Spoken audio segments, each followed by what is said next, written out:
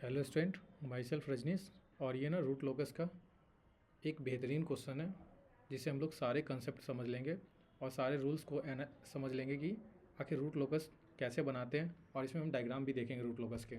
ठीक है, तो देखो, एक root locus sketch the root locus of the unity feedback system with the open loop transfer function. एक हमारे पास OLTF दे रखा है, ये OLTF है जो कि हम लोग जान रहे हैं कि ये OLTF है। यहाँ पे कोई ट्रांसफर फंक्शन नहीं है ये। और इसके OLTF का ना हम ओपन लूप पोल्स की बात करते हैं, तो ओपन लूप पोल्स क्या है, इसमें ना कोई जीरोज़ नहीं है। इस ट्रांसफ़र फंक्शन इस ना ये जो तुम्हारे पास OLTF है, इस OLTF ट्रांसफ़र फंक्शन में ना कोई भी तुम्हारे पास क्या है कि जीरोज़ नहीं है। के ऊपर कोई न्यूमरेटर में कोई भी इसके कनेक्टिंग कोई एस प्लस समथिंग कुछ नहीं है। तो ये क्या है, एस का टर्म्स नहीं है, तो मतलब कोई भी क्या है कि जीरोज़ नहीं है। ठीक है, अब इसमें पोल क्या है, 3 पोल है। तो हमारे पास पहला पोल क्या है, एक तो पोल हमारे ओरिजिन पे लाई करें, और दो पोल जो है सो ये मेरे पास क्या है, एक तरह से क्या है, क्वाड्रेटिक इक्वेशन है। क्वाड्रेटिक इक्वेशन के दो रूट्स, तो दो पोल्स और लाइज करेंगे, वो कम्प्लेक्स कंजुगेट पोल होंगे। -4 ± J4 ये कम्प्लेक्स कंजुगेट पोल है। ठीक है, तो देयरफॉर n = 3। n जो है यहाँ पे लिखा है ना, n = p, मतलब ये जो नंबर्स ऑफ पोल जो है ना वो 3 है, और नंबर्स ऑफ जीरो जो है वो 0 है। ठीक है, ये लिखा हुआ है। The numbers of the branches the root locus are since are 3। Numbers of branches कितने होंगे रूट लोकस के, 3 ही होंगे, क्योंकि 3 पोल है। और क्या होता है ना कि रूट लोकस हमेशा क्या होता है, स्टार्ट होता है ओपन लूप पोल से व्हेन द k = 0, और ये टर्मिनेट करता है इधर at the finite open loop zeros के लिए व्हेन द, ठीक है, और at the infinity that means the virtual zeros are the at the infinity, जब इन्फिनिटी की तरफ जाता है at the virtual zero that is the k = infinity. तो ये कंसेप्ट होता है कि, तो यही चीज़ लिखा है नीचे में कि 3 ब्रांच रूट लोकस का ओरिजिनेट होगा ± J4, और ये 0, और ये ना क्या होगा, ये सब व्हेन द k = 0, क्या k = 0 एंड m = 0। अगर सिंस m = 0 है, तो this means all the branches terminate at the infinity when the k = infinity. ठीक है, जब भी हम रूट लोकस स्टार्ट करते हैं तो रूट लोकस यही से जो ओरिजिनेट होता है पॉइंट, वो k = 0 व्हेन k = 0। लेकिन सिंस क्या है कि यहाँ पे जो है k = 0 पे इन्फिनिटी ये स्टार्ट होगा, सारे के सारे जो रूट लोकस के जितने भी पोल्स हैं ना, वो स्टार्ट तो होंगे k = 0 पे, लेकिन ये ओरिजिनेट होंगे। लेकिन ये क्या है कि m = 0 होने की वजह से कोई पोल यहाँ पे क्या है ना कि कोई रियल पोल नहीं है, तो वर्चुअल पोल पे जाएगा।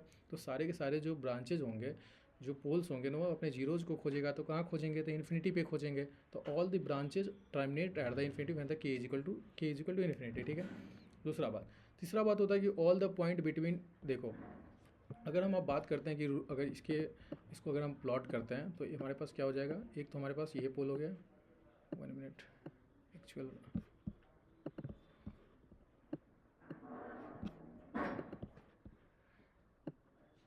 ये एक पोल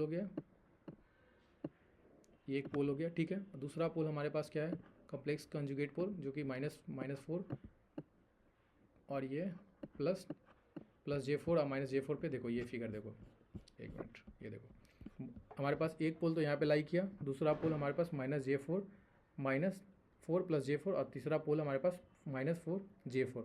ये तीनों पोल हमारे पास क्या है कि हम अगर कोऑर्डिनेट सिस्टम में अगर sigma + J omega root locus का हम प्लॉटिंग करते हैं, तो इस तरीके से हम तीनों पोल्स को क्या कर सकते हैं, दिखा सकते हैं। ठीक है, तो ये हमारे पास हो गया। तीसरा all the point between the -∞ to 0 lies on the root locus since the sum of the poles and the zeros to the right is odd। मैंने पिछले लेक्चर में बताया कि जितने भी पोल्स और जीरो जो होता है ना, हम कैसे आइडेंटिफाई करते हैं कि ये जो पार्ट है ना रूट लोकस में लाइज करेगा। तो पिछले लेक्चर में काफ़ी अच्छे बताया था।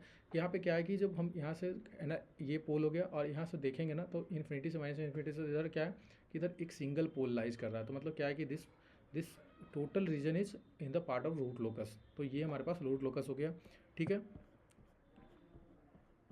तो -∞ to 0 जो तक ना all the point is lies the root locus. कुछ भी अगर पॉइंट मिलता है हमको -∞ से 0 के बीच में, तो वो सब क्या है, रूट लोकस का ही पार्ट होगा। सिंस द सम ऑफ, ये हमको कैसे पता चलता है, sum of poles and the zeros is the right of, तो एक ही पोल था यहाँ पे जो कि ऑड हो गया, that is the system, the पूरा जो, और ऑलवेज ना root locus always lies on the real axis. ठीक है, फोर्थ पार्ट हमारे पास क्या है कि हम ना in the root locus that proceed to the infinity, जब रूट लोकस क्या होगा इन्फिनिटी की तरफ जाएगा, do so along the asymptote with the angles, with asymptote angle के साथ। तो एसिम्टोट एंगल क्या होगा, व्हाट द एसिम्टोट एंगल्स, उसके निकालने के लिए ना, एसिम्टोट एंगल निकालने के लिए हम लोग अगर जनरल इक्वेशन की बात करते हैं तो जनरल इक्वेशन होता है 2 कुछ भी, यहाँ पे कुछ भी वेरिएबल ले लो, क्यू पी, हम अलग अलग तीनों, जब इस वाले में ना क्यू आया है, पिछले बारे में पी एम बताया, तो ये कुछ भी हो सकता है 2k+1 divided by P minus Z into 180 degree, ठीक है। अब ये क्यू डिटरमाइन कब करता है, ये जो इंटीजर नंबर है ना, वो कितना एसिम्टोट एंगल निकलेगा, देखो तो एसिम्टोट एंगल उतना ही निकल सकता है जितना कि हमको इन्फिनिटी तक जाना, जितने पोल्स अगर मान के चलो ये जो हमारे पास जो सिस्टम है वो जीएस जो है, या हमारे पास OLTF है, या बोलो सिस्टम है, वो सिस्टम में क्या है, उस सिस्टम का हमारे पास क्या है, 3 पोल है और जीरोज एक भी नहीं है, एक भी, तीनों का तीनों फिनिट पोल है और एक भी जीरो नहीं है। तो सारे के सारे जो पोल्स हैं ना वह इन्फिनिट जीरोज के लिए, या बोले तो वर्चुअल जीरोज के तलाश में क्या करेंगे, इन्फिनिटी तक जाएंगे, बस ऐसा समझो। तो ये तुम्हारे पास वो तलाश में जो जाएंगे, उतने तलाश के लिए वो कुछ एंगल से भागेंगे ना, तो वही एंगल के लिए हम बोलते, उसी एंगल को निकालते हैं, that is the angle of asymptote angle with the asymptote with the angles, ठीक है। तो ये 0, 1 और 2, तो ये निकलता है कैसे, तो 3 हो गया, क्योंकि तीनों के तीनों जाएंगे। अगर फार्मूला वाइज जाओगे तो P-Z-1, ये फार्मूला वाइज होता है P-Z-1, जो पिछले लेक्चर में भी बताया देख, ठीक है। अब देखो, तो यहाँ से हम लोग निकालेंगे तो P-Z-1, तो ये हमारे पास 0, 1, P पोल कितना था, 3 था, और जीरोज एक भी, तो P माइनस, तो 2 तक इंटीजर नंबर कितना हुआ, 2 तक जाएगा। अब हम इंटीजर पुट करते हैं, 0, 2 into 0 plus 1/3 into 3 divided by 18 divided by 3 that is 60 degree, 1, 2 into 1 plus 1 that is 4, 2 into 1 2 plus 3, 3 divided by 3 is cancel out, is 180 degree, 2 into 2 4 plus 1 5 divided by 3, 5 divided by 3 it is 360 and 60 into 5 that is 300, ठीक है। 60 into 5 300, तो 300 degree. तो ये 3 हमारे पास क्या हुआ कि angle हमें मिल गया। देखो अब इस तीनों एंगल को देखो, इस तरीके से हम लिखते हैं, कभी भी एंटी क्लॉकवाइज ही लिखते हैं। तो ये रहा तुम्हारा पहले 60 डिग्री इस तरीके से, फिर ये एक रहा 180 डिग्री, और तीसरा हमारे पास ये रहा 360 डिग्री, ठीक है। तो ये 300 डिग्री, ठीक है, 1 मिनट, ठीक है। तो ये हमारे पास क्या निकल गया, एंगल ऑफ एसिम्टोट निकल गया, जो कि ठीक है। फोर्थ स्टेप ये यही इतनी ही स्टेप होते हैं पूरे रूल्स, जो स्टेप बोले तो इतना ही होता है पूरा रूट लोकस में। देखते हैं पूरे का पूरे, इसमें इस क्वेश्चन में पूरे के पूरे को देखेंगे, ठीक है।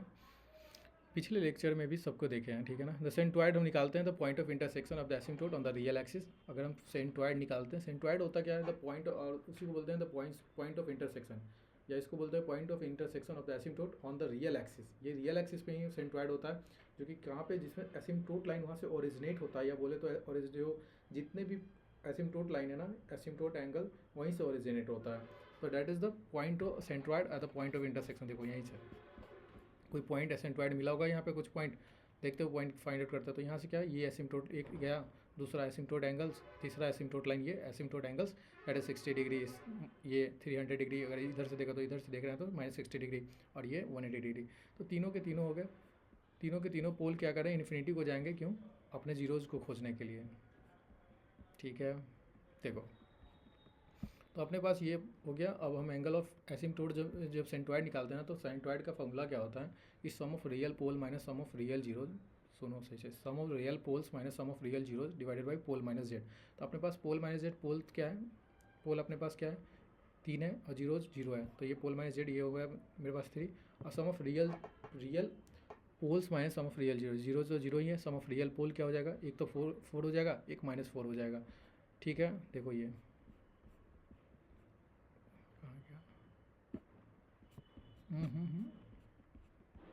ये देखो, एक तो जीरो था, एक -4 था, एक और -4 था, दोनों के दोनों एक 4 था ना, एक 4 था, +4 था, एक +4 था, दोनों के दोनों -4 थे ना, दोनों के दोनों -4 थे यार, बिल्कुल दोनों के दोनों -4 थे ना, ये भी -4 होगा, ठीक है, ये भी -4, ये भी -8 divided by 3 it is coming out by 2 into 2.677, ठीक है। अगर ये देखो कैंसिल आउट हो जाता, जीरो हो जाता, ठीक है। तो यहाँ पे एक एरर है, ठीक है, कोई नहीं। The breakaway point of the root locus are the solution of, अब हम क्या करते हैं, ब्रेक अवे पॉइंट निकालते हैं। ब्रेक अवे पॉइंट कभी भी निकालते हैं तो हम लोग डिफ्रेंशिएशन करते हैं किसका, की का। जो डी सी के ना उसका डिफ्रेंशिएशन करते हैं तो हमको D K by D S with the respect of S domain that is equal to 0 that is give the breakaway point. तो के का वैल्यू निकालेंगे, के हम कैसे निकालेंगे, तो यहाँ से हमारे पास कैरेक्टरिस्टिक इक्वेशन लिख लेंगे 1 plus G S into H S. अगर इसका कैरेक्टरिस्टिक इक्वेशन देख लें 1 plus G S into H S, तो 1 plus G S into H S हमारे पास क्या है 1 है, और जी एस तो इधर ऐसे लिखोगे ना 1 plus G S into H S, तो जी एस का वैल्यू तो उधर चला जाएगा, तो S cube plus 8 square plus 32s और प्लस के इतना ही आएगा। और के को उधर ले लोगे तो माइनस एस क्यूब, के को minus 8s square minus 32s, ये के का वैल्यू आ गया। अब के को डिफ्रेंशिएट कर लोगे तो 3 इंटू 2 इंटू 6 ये हो जाएगा। इसको पॉजिटिव कर लिए, और देखो इसको करते क्या है, ये रहा ना, ये रहा अपने पास डी के और डी के, तो 3 इंटू एस डिफ्रेंशिएशन हम लोग जानते हैं एक्स दी पावर एन का डिफ्रेंशिएशन क्या होता है, एन एक्स एन माइनस 1 वही, तो ये पावर रिड्यूसिंग करता चला जाएगा और ये मल्टीपल में चला जाता है। 3 into x square minus 18 2 into 8 18 S, और ये 32 एस, तो ये 32 कांस्टेंट आ गया। ठीक है, अब ना 3 S square plus 16 S plus ये, अब इसका ना रूट्स निकालोगे, सिंपल है क्वाड्रेटिक इक्वेशन, इसका वही रूट निकालोगे कि minus B plus minus root under B square minus 4ac root under B square minus 4ac by 2a जो इक्वेशन होता है तो उससे निकालोगे तो तुम्हारे पास ये रूट आ जाएगा।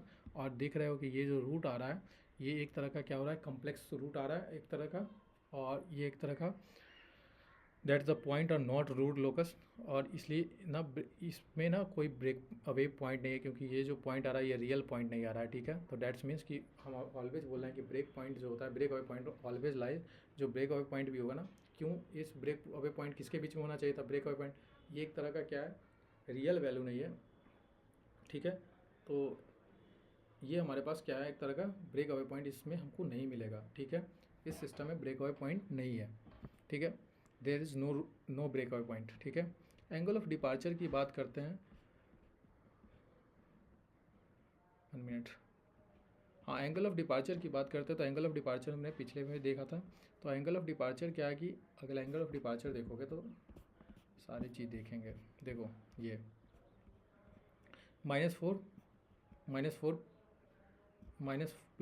प्लस J4 -4 प्लस -J4 ये और ये, तो एंगल ऑफ डिपार्चर जो होता है कि एंगल ऑफ डिपार्चर जो होता है ना वो कम्प्लेक्स कंजुगेट पोल के लिए निकालते हैं। एंगल ऑफ अराइवल हम किसके लिए निकालते हैं, एंगल ऑफ अराइवल हम लोग निकालते हैं कम्प्लेक्स कंजुगेट जीरो के लिए। ठीक है, और एंगल ऑफ डिपार्चर का जो फॉर्मूला होता है ना, ये फॉर्मूला होता है एंगल ऑफ डिपार्चर का, कि ये होता है एंगल ऑफ डिपार्चर का कि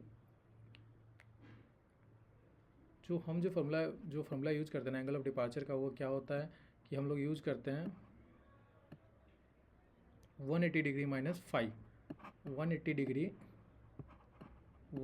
माइनस 5। ठीक है, ये फॉर्मूला होता है एंगल ऑफ डिपार्चर का। ठीक है ना, एंगल ऑफ डिपार्चर का 180 डिग्री माइनस 5 यूज़ करते हैं। फाई जो होता है वो होता है, फाई जो होता है पिछले लेक्चर में देख लेना, फॉर्मूला काफ़ी अच्छा बताया हूँ मैं।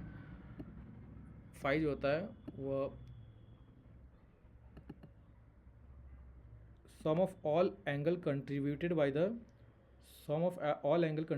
the remaining poles, और sum of all angles contributed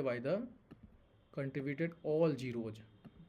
ऐसा है कि जब भी एंगल ऑफ डिपार्चर निकालते हैं तो सम ऑफ कंट्रीब्यूटेड जितना भी 180 डिग्री माइनस 5 एंगल जो होगा 180 डिग्री माइनस, वो सारे पोल्स जो पोल्स के, अगर जैसे कि हम इस कम्प्लेक्स कंजुगेट पोल के लिए निकालेंगे -4 प्लस J4 के लिए, तो उसके बाद जितने भी पोल होंगे उस रिमेनिंग पोल्स के लिए जो एंगल बनता है 100, और अगर कोई जीरोज है तो उसके लिए हम जो एंगल निकालेंगे that is all the remaining zeros जो कंट्रीब्यूट करेगा एंगल, उसके लिए एंगल ऑफ डिपार्चर कैलकुलेट करता है। ठीक है, तो एक्चुअल अब निकालोगे तो यहाँ पे हमारे पास क्या निकलेगा, अगर यहाँ पे कैलकुलेट करोगे ना तो ऐसे होगा, ये लो ठीक है, और ये ठीक है, ये ठीक है, और एक तुम्हारे पास ये हो गया एंगल, ये एक पोल ये हो गया और दूसरा पोल ये हो गया। ठीक है ना, ये तो देखो इस पोल से इस पोल का एंगल देखोगे तो कितना हो रहा है, इस पोल से इस पोल का एंगल क्या हो रहा है, 90 डिग्री हो रहा है। ठीक है, और इस पोल से इस पोल का एंगल जब देखोगे ऐसे देख रहे हैं। ठीक है, सबके सब हम देख रहे हैं क्या 90 डिग्री, और यहाँ से देखोगे तो 135 डिग्री आएगा, क्योंकि 4 अभी पिछले लेक्चर में भी यही कॉम्प्लेक्स कंजुगेट के लिए हम लोग निकाले थे। तो -4 प्लस ये डिस्टेंस क्या हो जाएगा, एक्चुअली ये डिस्टेंस तो क्या हो जाएगा, ये डिस्टेंस तुम्हारे पास 4 हो जाएगा और ये डिस्टेंस भी 4 होगा। तो tan इनवर्स 4/4 1, तो ये 45 डिग्री आ जाएगा। ठीक है, ये 45 डिग्री आ गया। तो इसको ऐड करोगे तो 135 आ जाएगा। 90 प्लस ये, और 90 plus 45 is 135, 135 minus 180 degree, 180 degree minus 135, तो ये तुम्हारे पास आएगा 45 डिग्री। तो एंगल जो होगा ना वह क्या हो जाएगा 45 डिग्री,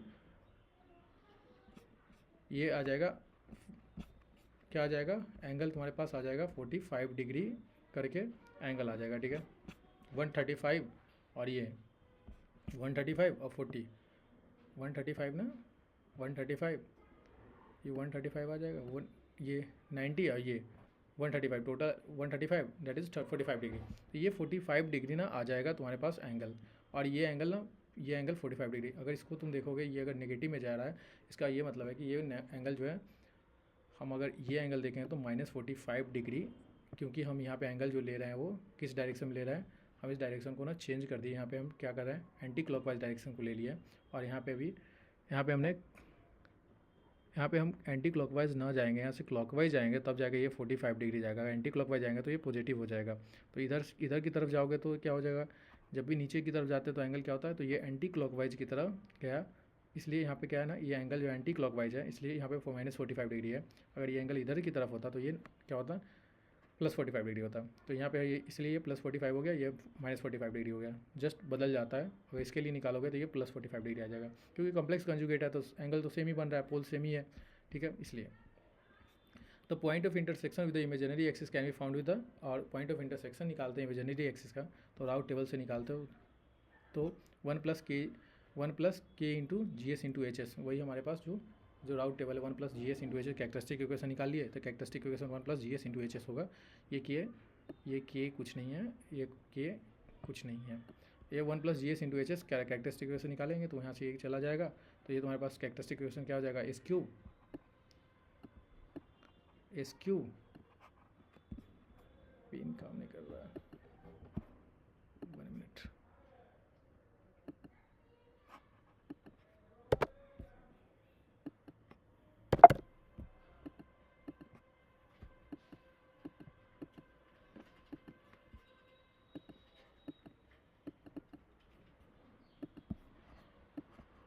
ठीक है, देखो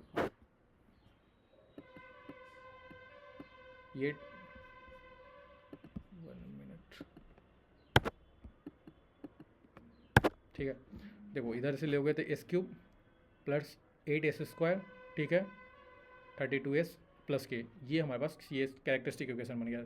अब ना इसको लेंगे तो S³ का 1 और 32, ये तुम्हारे पास 32 आ जाता, 32S आ जाता, तो ये लेते हैं, और फिर 8S + k, ये इक्वेशन में सिंपल यहाँ पे k होता है तो ये k। अब इसको सॉल्व करने के लिए हम ना जब भी राउट टेबल को देखते हैं तो राउट टेबल किस तरीके से सॉल्व होता है, पहले ऐसे मल्टीपल करते हैं, तो 8 × 32 दैट इज़ 256, और 1 × k, और बीच में बिटवीन में k माइनस साइन होता है, 256 - k / 8। ठीक है, तो ये हो गया तुम्हारे पास। अब इसको सॉल्व करने का क्या, और तो ये लास्ट में k आ गया। ठीक है, तो अब तुम्हारे पास जो k का वैल्यू आएगा ना, अगर इसको सॉल्व करोगे ना, इसी इक्वेशन को क्या करोगे, इक्वेट कर दोगे 0 से, तो k का वैल्यू क्या आ जाएगा, 256 आ जाएगा। जब इसको इक्वेट करोगे 0 से, तो राइट साइड में जाने के बाद ये 0 से इक्वेट करोगे तो राइट साइड में जाएगा 8, तो क्या हो जाएगा, 0 हो जाएगा, 256 - k, अब k उधर जाएगा तो -25 256 हो जाएगा, और माइनस कैंसिल आउट होकर k = 256 हो जाएगा। ठीक है, तो root locus crosses the imaginary axis. आप क्या है कि यहाँ पे अगर तुम देखोगे कैसे निकालेंगे रूट लोकस, तो हम बता रहे हैं, अगर यहाँ पे अगर k का वैल्यू क्या पुट कर दोगे, 256 पुट कर दोगे। मैंने पिछले क्लास में बताया था कि k का वैल्यू हमने डिटरमाइन किया था, सिर्फ यहाँ पे k का वैल्यू तो डिटरमाइन होगा, लेकिन हमको यहाँ से रूट लोकस का इमेजिनरी एक्सिस का कैसे निकालेंगे, किस पॉइंट पे वो रूट लोकस कट कर रहा है। तो उसके लिए हम क्या करते हैं ना, इसको अगर 0 कर दें, S1 के सारे रो को अगर 0 बना लेते हैं, तो इसको 0 बनाने के लिए k का वैल्यू अगर पुट कर देते हैं 256, तो 256 - 256 / 8 = 0। तो सिंपल 256 0/8 = 0। तो पूरे का पूरे रो जब 0 हो जाता है तो हम क्या करते हैं, राउट टेबल बोलता है कि जब हम किसी टेबल में ना, राउट टेबल में अगर पूरे का पूरा रो अगर जीरो हो जाता है तो हम ऑक्सिलरी इक्वेशन को लिखते हैं, तो दैट्स ऑक्सिलरी इक्वेशन इज, उसके एबव वाले इक्वेशन एबव रो के वो ऑक्सिलरी इक्वेशन की तरह लिखते हैं। तो 8s स्क्वायर प्लस के, और के का वैल्यू क्या है 256 डाल दिए, और यहाँ से हम निकालिए तो रूट प्लस माइनस जे रूट 32 पे ये कट हो रहा है। अब देखो इस पूरे फिगर को अच्छे से समझते हैं। और तो सारा कुछ निकाल लिया हमने, सेंट्रोइड निकालना सीखा, एसिम्प्टोट एंगल निकालना सीखा, फिर पॉइंट ऑफ इंटरसेक्शन भी निकाल लिया। अब हम पॉइंट ऑफ इंटरसेक्शन निकाला, सेंट्रोइड निकाला, कुछ भी नहीं छूटा। और ये देखो इसी को, ये हमारा जी ओमेगा क्रॉसिंग जी ओमेगा एक्सिस भी निकाल लिया। तो ये ना पॉइंट जो होगा, ये पॉइंट जो होगा वो कट जो कर रहा है, देखो ये लिखा है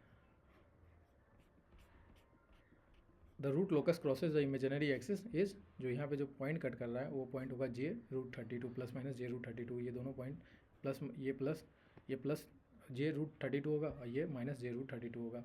तो इस तरीके से सेंट्रोइड निकालना सीखे, देखो क्या क्या निकालना सीख गया पूरा। तो ओवरऑल पूरा इसमें ना सारे कुछ थे कि सबसे पहले कैसे हम लोग रूट लोकस को ड्रॉ करते हैं। मैं मोस्टली जो सबसे इंपॉर्टेंट था ना इसमें, मोस्टली यही पूछता है, सबसे इंपॉर्टेंट तो ये होता है angle of asymptote, point of intersections, जो पॉइंट ऑफ इंटरसेक्शन निकालते हैं, sum of real pole minus of real zeros divided by pole minus Z, और ऊपर में वाले जो होता है वो तुम्हारा सबसे एसिम्प्टोट जो निकालता है, एसिम्प्टोट एंगल वो 2 इंटू क्यू या कुछ भी कोई भी variable plus 1 divided by pole minus Z into 180 degree. और ये तुम्हारे पास ब्रेक अवे पॉइंट के लिए हम के का वैल्यू निकालते हैं, उस के वैल्यू को डिफ्रेंशिएट कर देते हैं with respect to S is equal to zero, सभी को जीरो से इक्वेट कर लेते हैं। देन जो रूट्स आता है, अगर वो रूट्स कोई रियल वैल्यू आता है, then that is a point अगर लाइज करता है बिटवीन द रूट लोकस, अगर रूट लोकस में लाइज करता है, this means the system have breakaway point, otherwise they have no breakaway point या ब्रेक इन पॉइंट जो भी है, ठीक है। द एंगल ऑफ डिपार्चर हम निकालना देख रहे हैं। एंगल ऑफ डिपार्चर जब भी होता है तो क्या होता है, एंगल ऑफ डिपार्चर और एंगल ऑफ अराइवल, एक एंगल ऑफ डिपार्चर जो होता है वो कम्प्लेक्स कंजुगेट पोल के लिए निकालते हैं, एंगल ऑफ अराइवल जो होता है कम्प्लेक्स कंजुगेट जीरोज के लिए निकालते हैं। एंगल ऑफ डिपार्चर में क्या होता है कि 180 degree plus angle of remaining poles, जितने भी remaining poles plus angle of sum of angles of remaining poles, जो एंगल बनाएगा रिमेनिंग पोल्स के साथ, plus sum of all contributing zeros, angles contributing all zeros, ये होता है, ठीक है।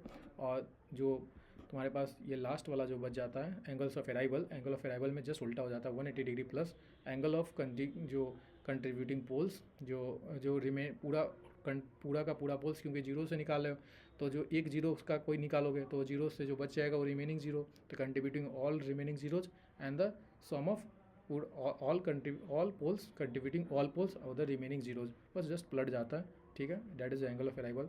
पॉइंट ऑफ इंटरसेक्शन क्या होता है, पॉइंट ऑफ इंटरसेक्शन जब भी हम निकालते हैं, ये सेंट्रोइड निकालते हैं पॉइंट ऑफ इंटरसेक्शन का, एसिम्प्टोट का, समझा।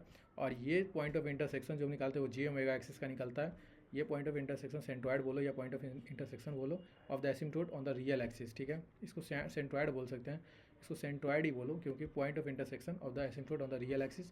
और ये जो पॉइंट ऑफ इंटरसेक्शन है दैट इज इमेजिनरी एक्सिस का, कि इमेजिनरी एक्सिस को जो हमारा रूट लोकस है, जो रूट लोकस है वो कट करता है, that's point is find out करते हैं। ये root locus cross the imaginary axis that is called J root 32। तो ये राउट टेबल्स में पहले हम राउट कैरेक्टरिस्टिक इक्वेशन बनाते हैं, इसके बाद हम सोचते हैं उसको ना एक रो को क्या करते हैं कि जीरोज बनाते हैं, ताकि हमारे पास के का ऐसा वैल्यू पुट करते हैं जाके जीरो हो जाए, और उस जीरोज होने के से क्या होता है कि हमारे पास उसके ऊपर वाले इक्वेशन को हम एक्सिलरी इक्वेशन की तरह लिखते हैं, वहाँ से जो रूट निकालते हैं वही पॉइंट क्या होता है कट करता है, दैट इज़ ऑल दिस।